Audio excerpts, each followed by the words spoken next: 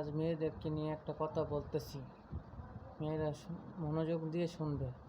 তোমরা তোমাদের শাশুড়িকে নিজের মায়ের মতো দেখবে, সবসময় মায়ের মতো সম্মান করবে এবং কি সেবা যত্ন করবে।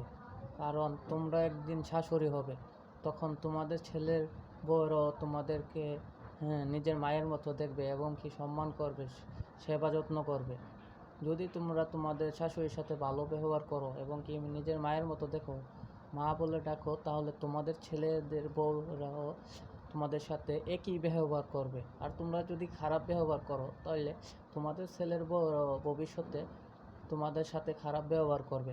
একটা কথা মনে রাখবে যে তুমি আজ বউ আনিছিলে, কিন্তু কাল তুমি শাশুড়ি হবে।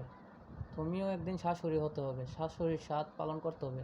আজ তুমি বউয়ের স্বাদ পালন করছো, কাল তুমি শাশুড়ির স্বাদ পালন করতে হবে।